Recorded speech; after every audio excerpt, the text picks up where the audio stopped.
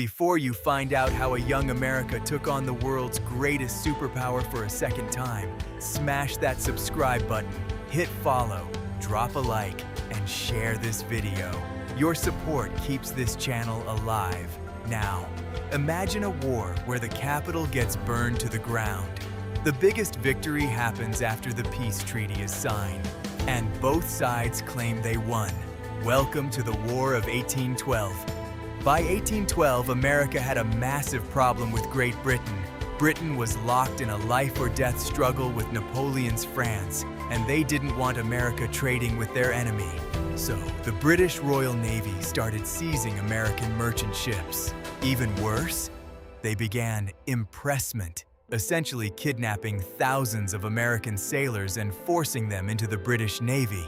Add in the fact that Britain was backing Native American resistance against U.S. expansion out west, and a group of aggressive politicians in Washington called the War Hawks had seen enough. On June 18, 1812, President James Madison signed the Declaration of War. America was going back to battle with its former master. The American strategy? Simple. Invade Canada, which was still a British colony. The execution?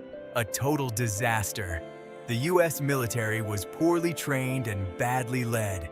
British forces, allied with brilliant Native American leaders like Tecumseh, repeatedly humiliated the American army, forcing them to retreat. But where the U.S. failed on land, they shocked the world at sea. The heavy American frigate, the USS Constitution, earned the nickname Old Ironsides because British cannonballs literally bounced off her oak hull.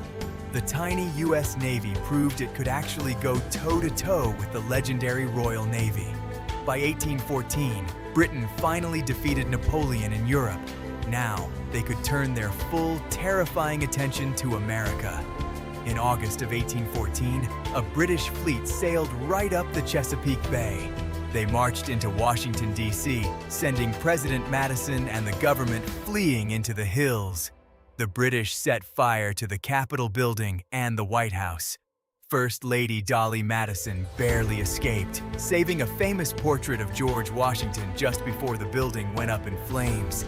It looked like the end, but the British momentum smashed into a brick wall just a month later at the Battle of Baltimore. American forces at Fort McHenry held through a brutal 25-hour bombardment. Watching the smoke clear the next morning, a lawyer named Francis Scott Key saw the American flag still waving. He wrote a poem about it, which later became the Star-Spangled Banner. Exhausted and financially drained, both nations signed a peace treaty in Ghent, Belgium, on Christmas Eve, 1814.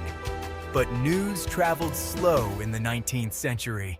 Weeks later, unaware the war was technically over, a massive British army attacked New Orleans.